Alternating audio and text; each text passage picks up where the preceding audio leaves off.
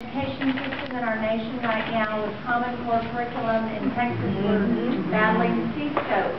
How do you see the infiltration into the education system as a national security threat with what we're finding? This is about the common education system, and it's seeping into our education system through textbooks, curriculum, etc. It's the same phenomenon that we see even at this conference itself, that people are very anxious not to appear bigoted and racist, and so they court Muslim groups that they believe to be moderate.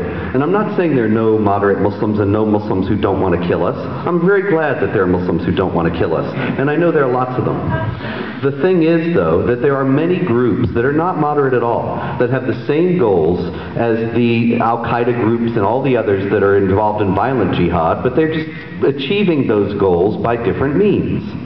This is very manifest and obvious in all kinds of ways. One of these groups is the Council on Islamic Education, that has consulted, because they don't want to be anti-Muslim and they want to be fair and you know, all sorts of good intentions, by Houghton Mifflin, by McGraw-Hill, by all the textbook publishers of public school textbooks in the United States. They run their textbooks by the Council on Islamic Education and groups like it in order to make sure that what it says about Islam is accurate. Now, the problem is that the people who are running them by these groups are not intelligent enough or informed enough.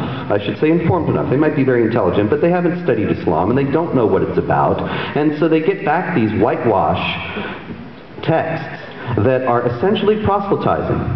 And these are being taught in the schools. And you know, Pamela Geller and I caught hell last year for pointing out that Governor Rick Perry was involved with implementing exactly one of these whitewashed curriculums into the Texas public schools. And everybody said, no, Rick Perry is our great hope to beat Obama, and we can't criticize him. Well, this is exactly the problem that's with this movement. Look, if Rick Perry does something that's wrong, and obviously he was not the great hope that was going to beat Obama anyway, but we ought to be able to speak about these things. He implemented a curriculum under the supervision of the Aga Khan Ismaili Shiites, and it was a complete whitewash of Islam, and now they're dressing in burqas and praying to Allah in Texas public schools.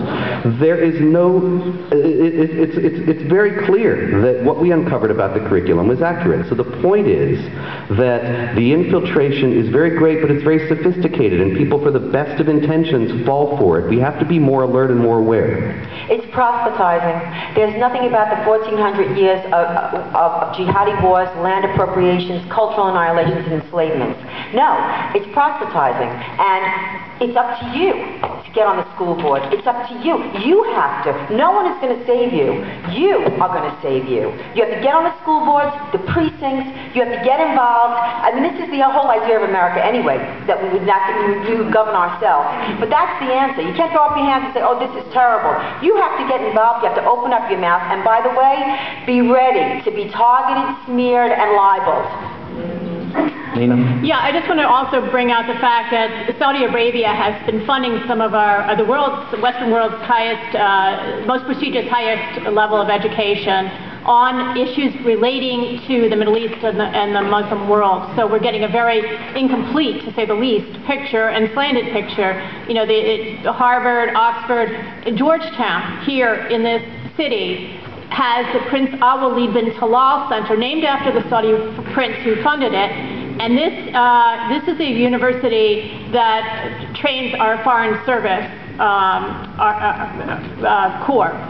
This is a very severe problem, and I second what Pamela said, which is that we have democratic rights. We can make a difference if we raise our voices, if we start writing, if we start leaning on our members of Congress to speak up as well. Congressman Frank Wolf, God bless him, in Virginia has been terrific.